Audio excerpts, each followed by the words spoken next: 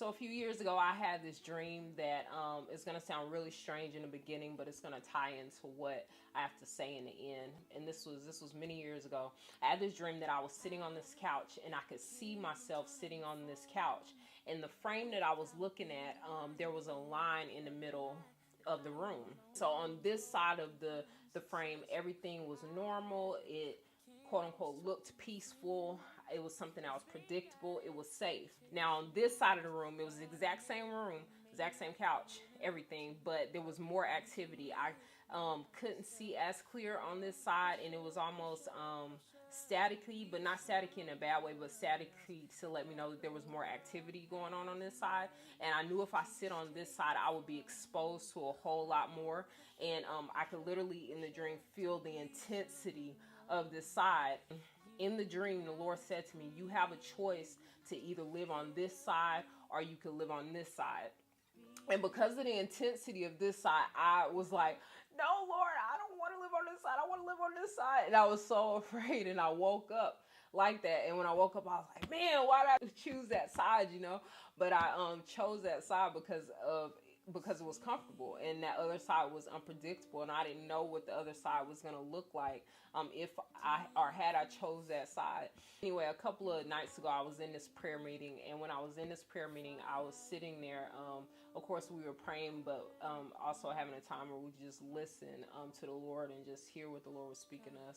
And as I was sitting there and I was listening, the Lord said, you have a choice in this life, Kayla. You can either live on the ways that the world says for you, and the plans and the outline that the world says for you, and have this comfort that the world says you should have by this time period and that time period, and have it outlined and look this way. Or you can live in the side of me where things are, and I'm ad-libbing a little bit of what it was, but things are basically unpredictable. It's a thing of not knowing exactly what it looks like, what the frame of it looks like.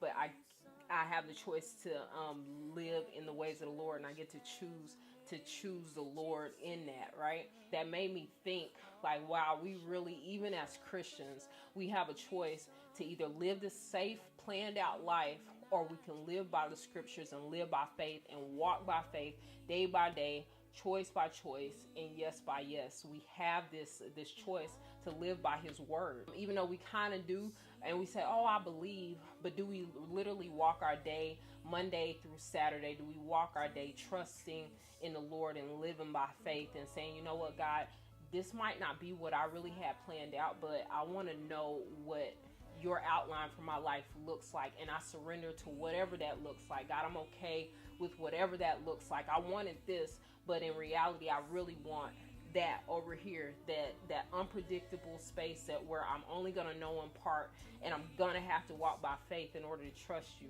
You know, the word says that no eye has seen, no ear has heard what he has prepared for those who love him, right? But how can we have that if we don't surrender to the side that says, Lord, I trust you, whatever it looks like? Because we won't have that if we say, no, Lord, this is the outline that I want. I want what's safe, and I want A, B, C, and D, because A, B, C, and D makes sense to me in my ways, not thinking that his thoughts are higher and his plans are better for us, and he knows the best plans for our life. So I just want to encourage you to live this life of excitement with the Lord.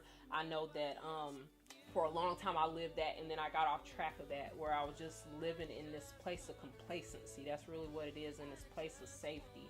But like, let's really live out where we say, God, whatever it looks like, wherever you want me to go, whatever you want me to do, no matter who like agrees or disagrees, or what people may think about me, I'm pushing all that aside, because I want to live by you, and I want to live in the life that you have for me. Because again, even as a Christian, you can live in the comfort of, in the complacency of what the world says you should have, or what makes sense in your mind, instead of surrendering to whatever God has for you, and saying yes to whatever, yes to whoever, the people he wants you to speak to, yes to whatever your life is supposed to look like, yes to wherever you're supposed to move to, yes to surrendering to this or letting go of that, just saying yes to him.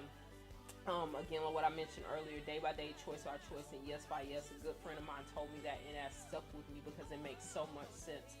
every day we have to make a choice to surrender to him and being okay with whatever is going on. Don't kick against it. Don't be angry about it. Don't say, okay, God, I'm going to go with you, but be mad. But no, find joy in surrendering to whatever the Lord has for you. And I'm going to live out the same. Jesus, take from me all the pressure to be someone that you did not create.